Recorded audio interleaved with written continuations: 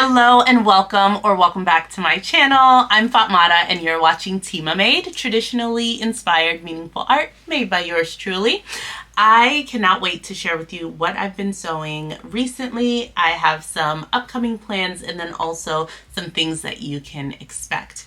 So what I'm wearing is my most recent make since the last video. Literally the night that I recorded the last video you would have seen, I sat and actually put in the buttonholes on this vintage dress and I am so happy. I was able to wear this dress to my school's graduation, which was my goal, and I'm very, very pleased to finally have it made up.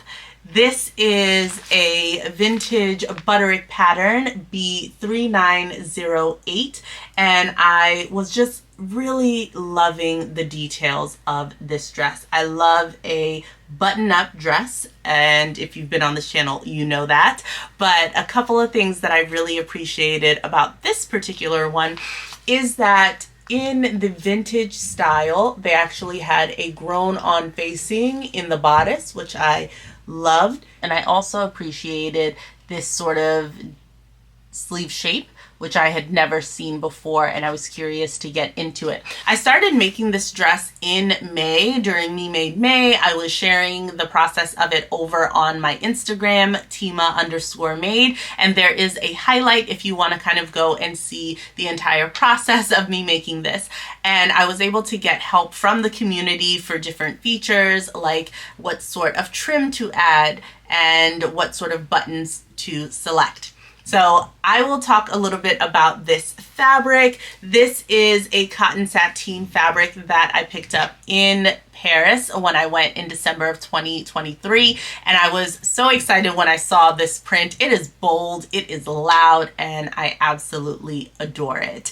And I fell in love with the palm leaves, the Dalmatian spots, the filigree effect. I love the bright pops of this green, the purples, the navy. I am smitten over this fabric. I had purchased 3 meters of this fabric when I got it, and when I decided to make this dress, I went ahead and cut out the bodice and the sleeves first, and then I looked at the fabric that I had remaining to figure out if I could get this skirt out of it. I really wanted to make the pattern as is. However, the fabric that I had left would not allow me to elongate the skirt to a maxi length, which is what I wanted. So unfortunately, I had to pivot and figure out a different skirt for this dress. And then came in New Look 6676. I had made it once before out of a navy and white cotton gingham, and I had altered the pattern slightly. This pattern comes with a yoke feature at the top and then a gathered portion at the bottom. There are no buttons on this, so there were a couple of things that I already knew that I would need to hack if I were to use this pattern.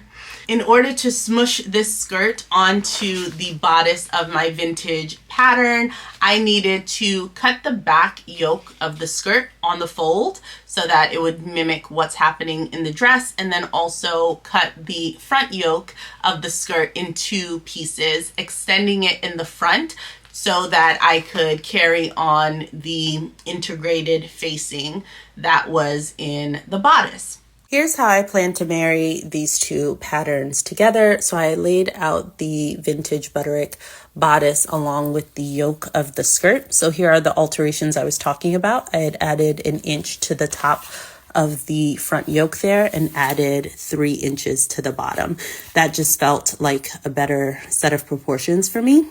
And what I plan to do here, I just went ahead and aligned at least the centers of the darts here. And I made sure that the center fold was aligned with the center front. And I see that there's also a gap here. So here's my plan. I am going to use my French curve to go ahead and smooth that out from the hip, all the way smoothing that out right there, so that aligns. That's about, I'm going to assume about 1 inch difference. Now for the front, where I'm going to build in the center front sort of placket It looks like it's about a 3-inch difference. So if I line this up with the center fold, I would just sort of cut the bottom of that into 3 inches because I don't really have that much fabric to spare, and that would just be easier. So I'm adding 3 inches to the front and cutting it in 2 separate pieces instead of on the fold to be able to continue the button front placket all the way down. And then I am just going to go ahead and smooth out that seam there. For the back pieces, the back of the bodice had a center back seam, so I'm just aligning that center back seam on the fold line. For the skirt, and it actually seems like the darts and the side seams match up much better for the back pieces, so I'm just going to go ahead and cut that out. I had to change the orientation of the patterns because I remembered this is a stretch cotton sateen and it has 2-way stretch, just a little bit of give, but in this direction. So I'm really happy I remembered that and flipped the pattern pieces so I could make use of that. All right, let's go ahead and cut this out. As far as embellishments, I am in a season where I want to embellish as many of my garments as possible using up my trim stash. Luckily, I had 1 pack of this green neon piping in my stash, and it was enough to pipe the collar around the cuffs and the waistline. So I was very, very happy that I was able to make that work, and I think it was such a lovely touch, especially because this collar is so exaggerated. I was also able to sneak some into the shoulder seams here. Very excited that I got to use that. When it came time to decide on buttons, I was trying to figure out which buttons I would use for my stash. And I have these spherical buttons that I thrifted some time ago. It has a gold stripe going through it, which I thought was beautiful to pick up on some of the filigree in here.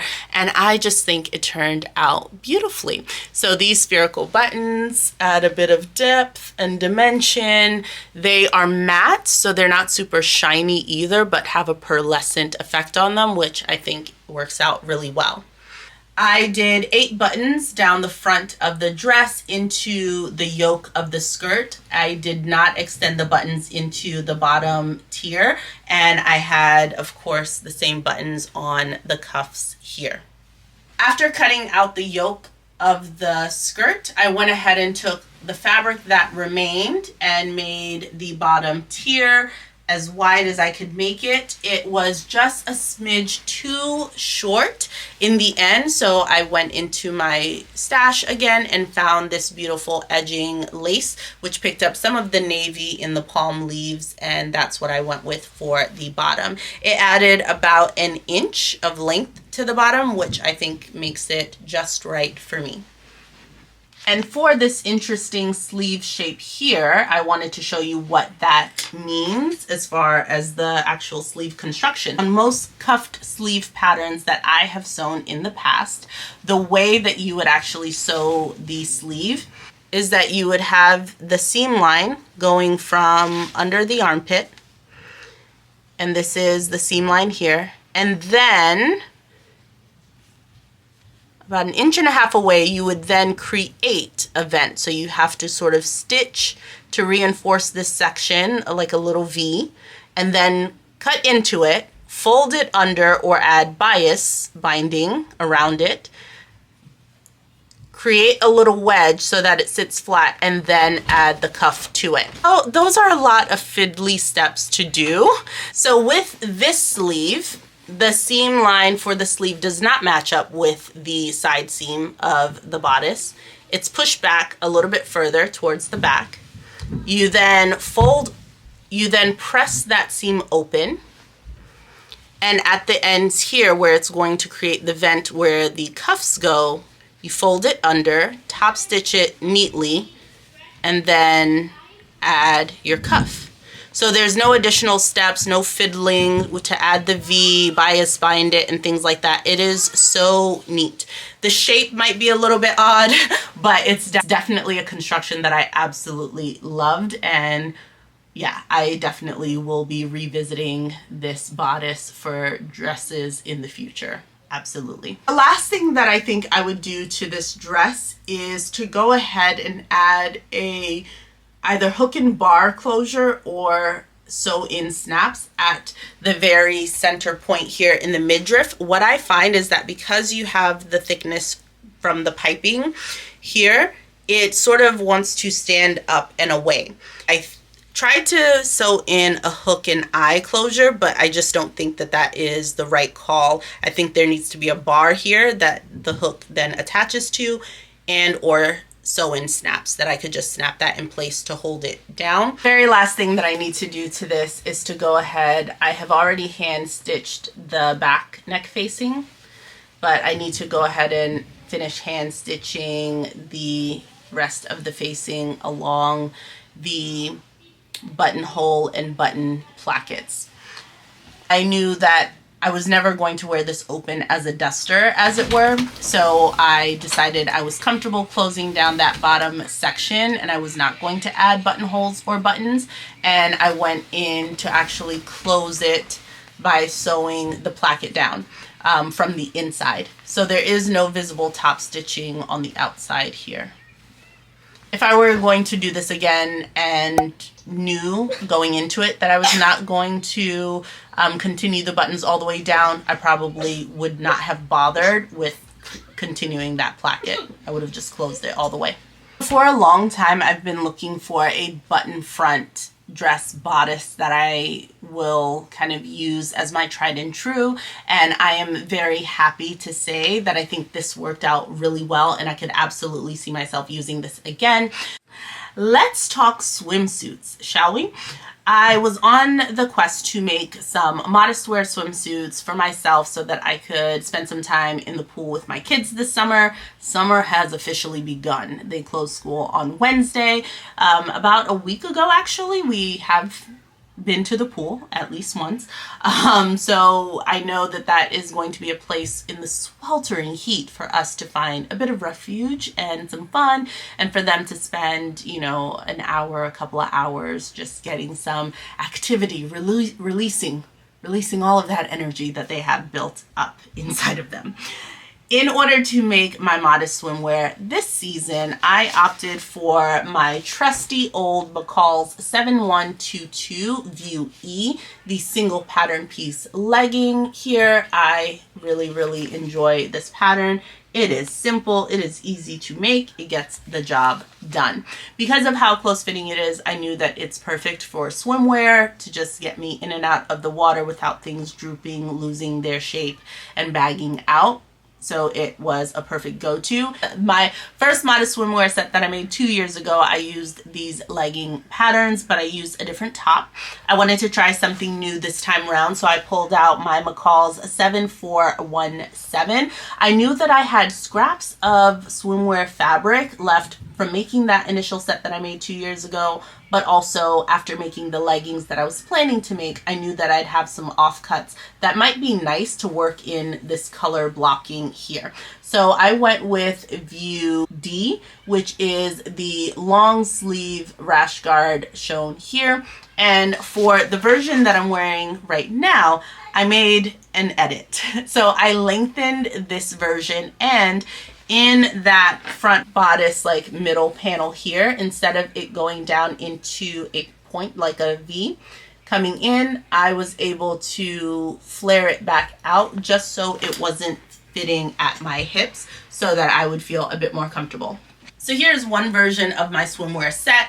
Again, I started by making the leggings first with the offcuts. Then I was able to cut out the sleeves and cut out one of the side panels for the front. I didn't have enough to do it in the back, so I used the same center fabric for this here.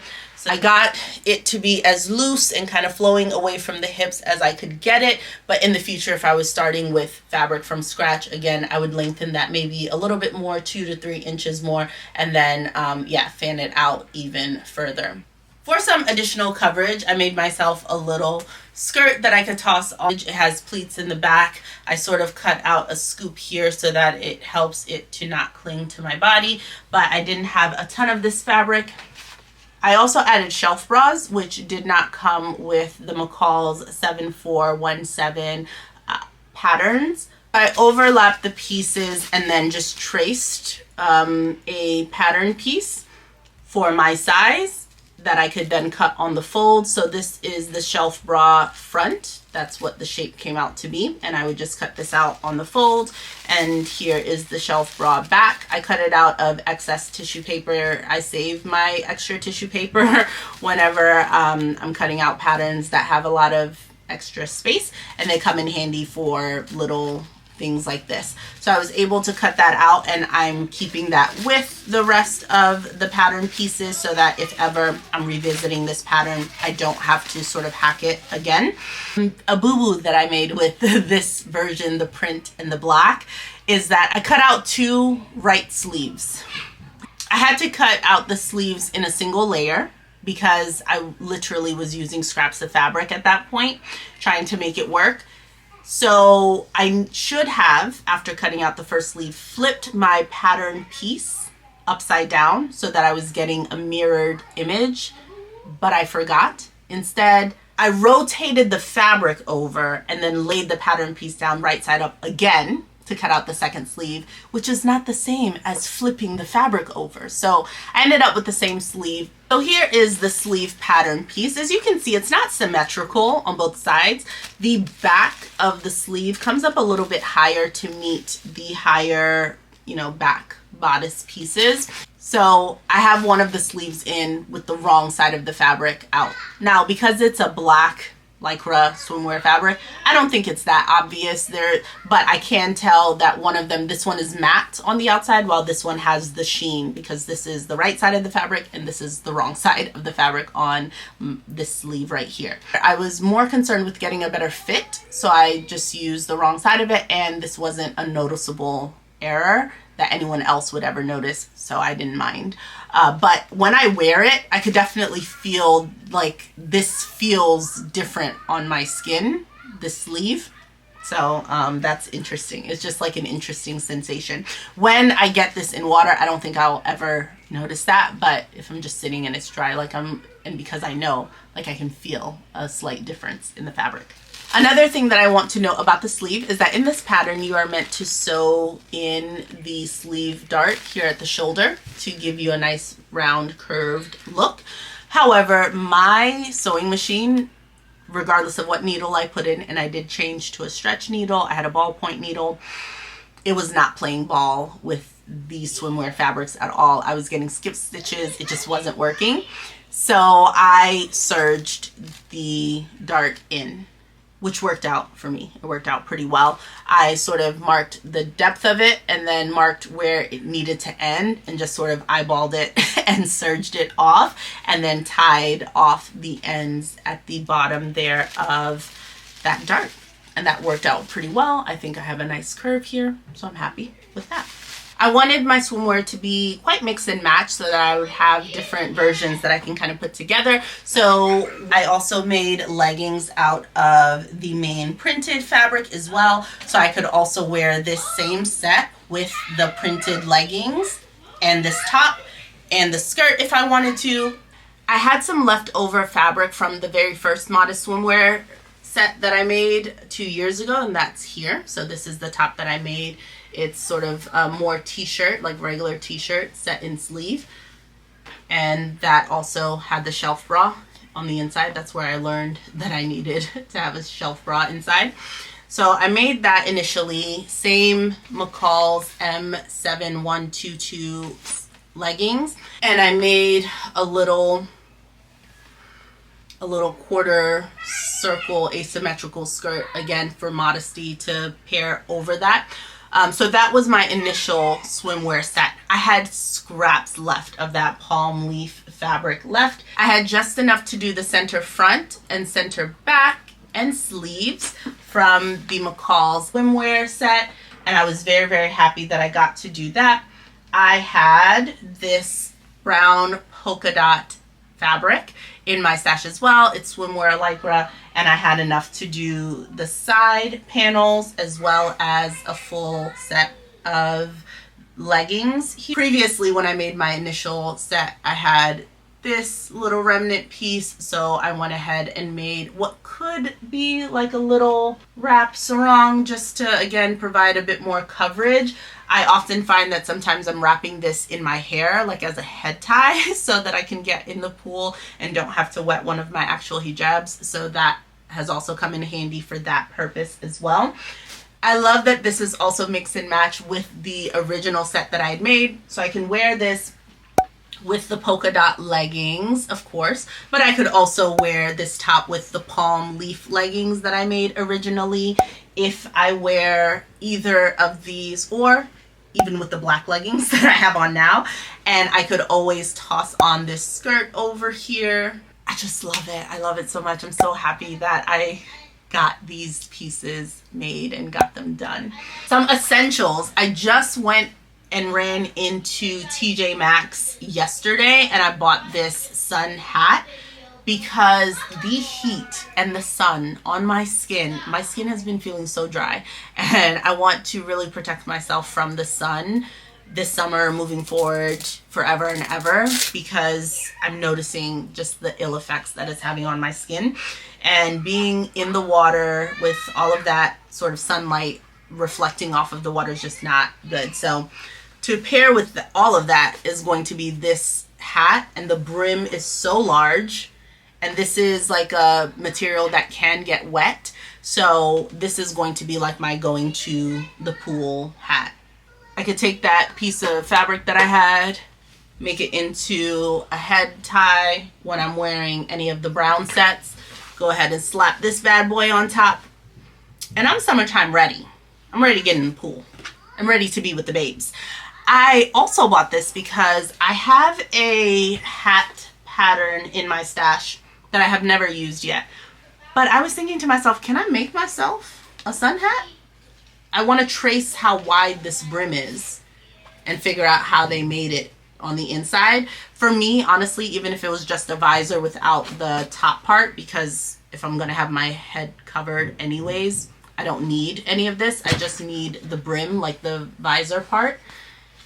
I'm definitely going to figure out how to make my own hat, but I wanted this as a template so I could get the width and the shape of this beak because it's just perfect. So this is what the swimsuit top looks like on the inside. This is what that shelf bra looks like. I just attached it to the arm size here.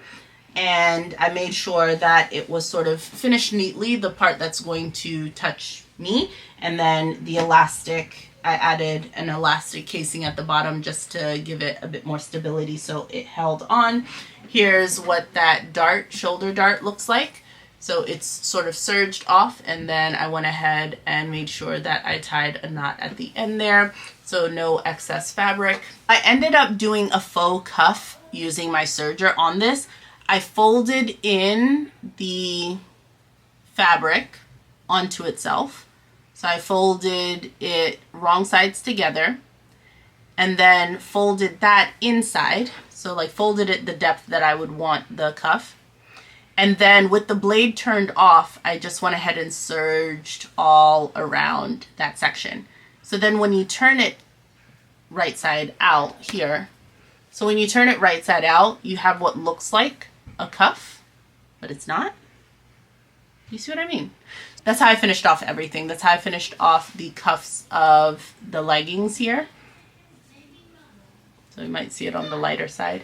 So it looks like it's a little cuff, but it wasn't a separate piece. I just folded the fabric in on itself, had the blade turned off, and serged it. When you flip it back over, it looks like a little mini cuff. It just saved me the headache of having to cut a separate piece, but also gave me a clean finish without having to use my sewing machine, and I could do all of that on the serger. So the only time that I really used the sewing machine was to zigzag stitch the elastic in place. And I think because of the added bulk and, you know, like structure of the elastic that's inside, while I did get some skip stitches over time, I was able to, you know, properly zigzag that in place. So McCall's 7122 leggings pattern view E and McCall's 7417 view D, the long rash guard, are my go-to modest swimwear patterns for the season. I also was able to complete my black linen elastic waist pants. I use Simplicity 9756. It is the current June Sew Your View pattern, and I'm so happy that I was able to get mine sewn up. I knew I was going to enjoy the sewing process of it because it's linen. It presses beautifully. It just behaves so well. It's so easy to sew.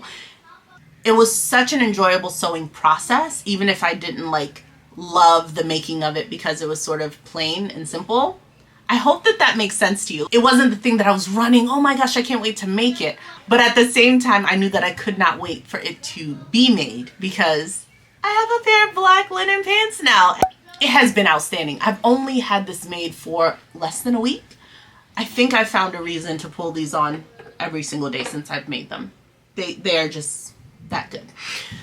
It's a nice thick waistband, a little over, just under 3 inches there as far as the waistband is concerned. 2 channels for 1 inch elastic, and then a small channel in the center there for you to put your drawstring through. You do make 2 buttonholes here. As you can see, I haven't put my drawstring through, but I do have. I just recently thrifted some shoelaces, and one of them is black, so I will be entering that. Initially in my waistband, I went in with my knit 1 inch elastic. I had a really large roll of this. I've gifted some away. I've given it away. So I'm down to this roll. But I mean, your traditional knit elastic. And it just kept crumpling and buckling and did not want to behave and play nice. So I needed to take that out. I swapped it for non-roll elastic. So non-roll elastic is not a joke, not to be played with. It is heavy duty. You'll see it has these ridges in it, and it just makes it so much harder for it to crumple and buckle. It's also a lot sturdier, okay? So upon switching that out, then it wasn't rolling in on itself inside the casing. It wasn't folding in on itself and then not filling up the casing. The non-roll elastics definitely is what saved me here. This pattern does have side seam pockets. As you can see, the model's got her hand in her pocket here. And I remember even when I was thinking of making this pattern, I knew that side seam pockets aren't my absolute favorite. I love a slanted pocket where it comes in a little bit and then slants out to the side. I think because of my shape, I prefer that so that I don't have a ton of bulk right there at the side seam. But all in all, it worked out really well. I was mindful to add to that section there where I was going to be adding the pocket on both sides just to give it some more stability as well. I wish it didn't show, but honestly, I'm not too bothered if it's going to protect my pocket and make it last longer. At the very bottom, you are supposed to turn under the hem, maybe about 1 inch to 1.5 inches. When I tried these on after constructing the whole thing, I actually liked where it landed without hemming it because I plan to wear mine pretty high up on my waistline. And because of that, I didn't want to lose that much along the bottom hem. So in order not to lose any more length at the bottom there, I went in with some hem facing tape, this beautiful lace, and I used that to hem the bottom. So I only lost about 3/8 of an inch is the seam allowance that I had here before doing the hem tape, which meant that I got to keep all of the length that I wanted. And I just think it's so pretty on the inside of the bottom there. I think of this sort of trim and lace on like lingerie and different things, so to have it on like the bottom of a pair of linen pants just feels super cool.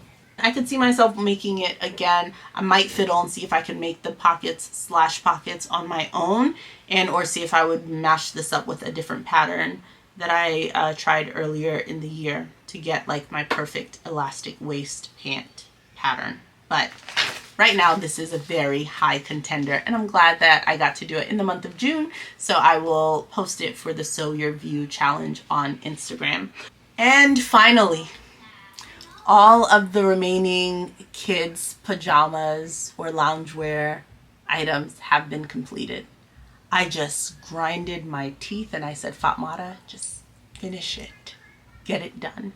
And I did, and I'm very, very happy that I did that. So if you don't know, I was making pajamas for my kids out of this cotton jersey fabric that I had picked up at Joann Fabrics. It's gorgeous with all these dinosaurs, rainbow colors. It's just so bright, fun, and happy, and they loved the fabric. I had about 4 yards of it because it was a clearance fabric a while ago when I had picked it up, and it was end of bolt, so I just got the whole thing. Because I'm in the year of sewing down my stash, I saw how thick this like clump of fabric was, and I was like, just use it up. My kids saw it, they were like, can we have something out of it?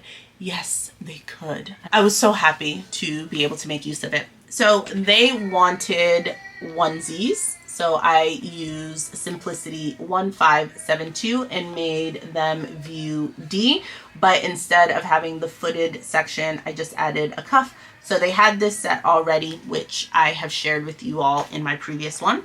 But with the extra fabric that I had after cutting out those two, I cut out anything that I could. So I could get a pair of long pants. So I put this aside for my eldest son. I was able to get a pair of shorts, so I cut this out for my daughter. For my youngest, my 1-year-old, I cut him out a raglan sleeve top. This is definitely going to be big on him, but I'd rather him grow into it. I cut him out some little joggers as well, used the same ribbing here, and I cut him out a pair of shorts. I'm so happy that these are done. I like successfully used up those 4 yards, and I'm so happy. The onesie that I made for my big kids, it's actually got quite a bit of room in it. So if they don't put a hole in the knees of them, it should last them a significant amount of time. I know that in some ready-to-wear children's garments, they reinforce the knee section by adding interfacing. So I might iron on some of my knit interfacing into the knees of those actually, because I would like them to have them for as long as possible.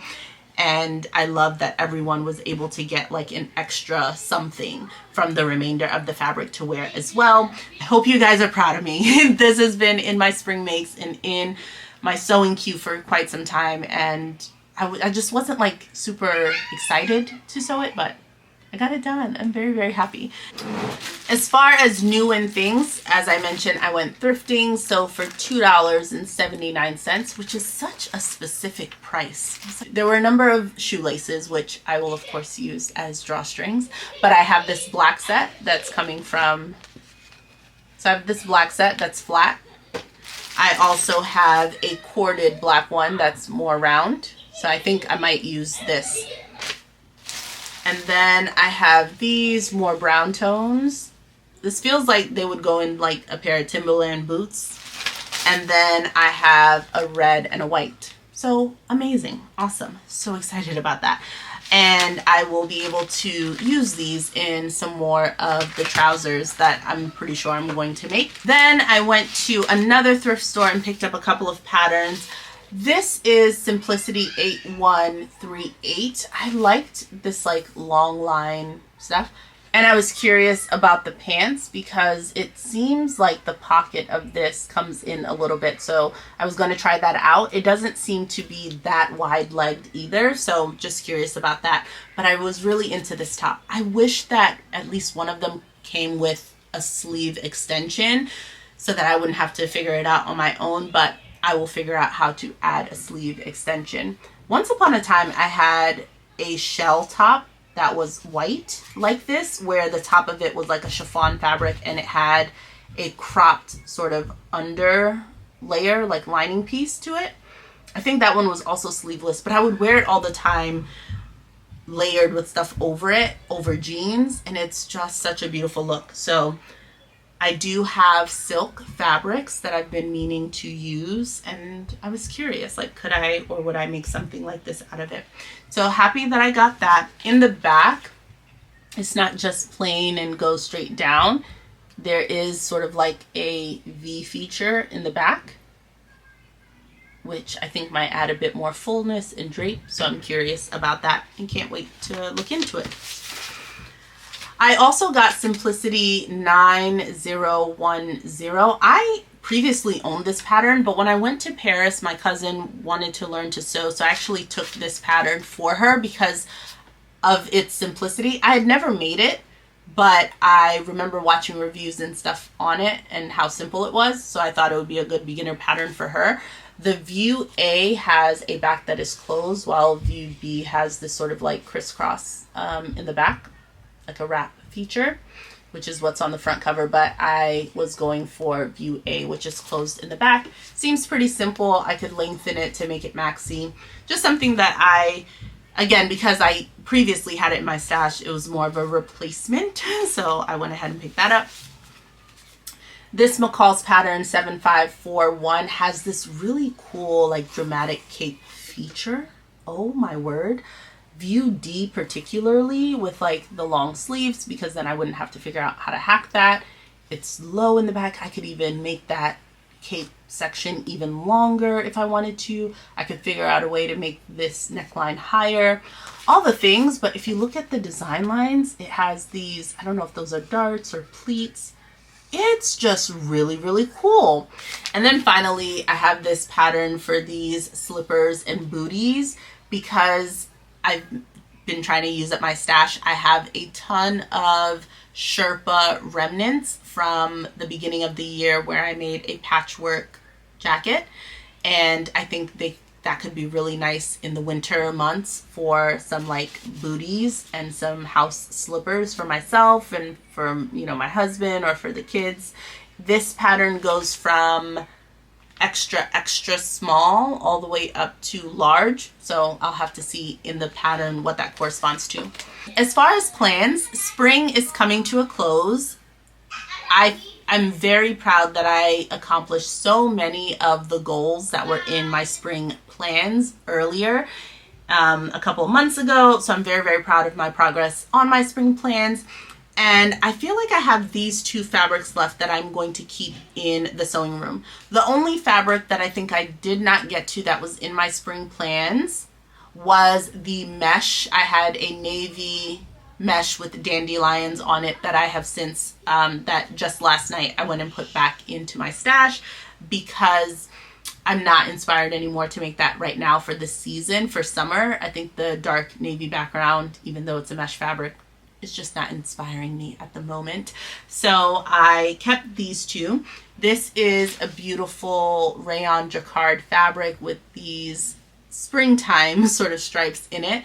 And just yesterday, as I was draping this around my body, trying to figure out like, what do I want to make out of it? I've struggled with figuring out what to make out of this because of how thin and lightweight it is. And it also, because it's a rayon, it can wrinkle a little bit easily, I have found. So I've struggled. Because it has these sort of wider stripes of white also, I've been mindful that I don't want something where, you know, undergarments or anything like that would show through it. I held it up to myself like this, sort of at a diagonal. And I think I love it. I think I love it on the diagonal. So I'm thinking about doing something that is bias cut that would allow me to just have these stripes kind of going diagonally. I could then use the offcuts towards the bottoms to do like a raglan sleeve. So I'm thinking a raglan sleeve dress and have this beautiful diagonal paneling here and cut it sort of on the bias intentionally. You can't see this, but at the bottom, it is long enough that I can get the full length of the dress by holding it up this way. The pattern that I think I'm going to use for this is McCall's 8147. And I like that it has the pussy bow blouse option. It also just has sort of the standing collar option as well. I had previously cut out this you can see how sheer it is, how like lightweight and sheer it is. This is a rayon voile fabric, and while it is super sheer, I have never really quite understood what I would make out of it, but needed to have it like this deep teal color, the feel of this fabric. I thought to myself, if nothing else, I could use it as a lining, or I could find ways to add layers of this fabric onto itself to make it more opaque, and then I could use it, right? Maybe like triple it, double it, do what I needed to do to make it a bit more opaque so I could use it. But before I left for Guinea, again, 2 years ago, I cut this out. I cut out this pattern, but elongated it to make it a dress length. It's what you have here. And I thought to myself, okay, I could make use of what I've already cut and use this as the lining for this dress. So I think that's what I'm going to do. And because this is already cut out, I'm going to go ahead and sew this together first, make sure that the fit works. And then I would want the outer fabric though to be flowier than this inner dress. So I wouldn't want it to be as fitted as what I had originally cut out.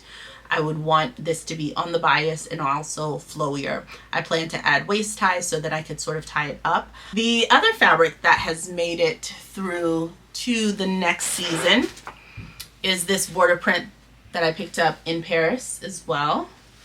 It's a viscose fabric, and I love the colors in here. It's so fun, and yeah, it's a nice one for the summer. This could be a really good contender to make another 9756, and I'm actually thinking like I could make the full version including the top.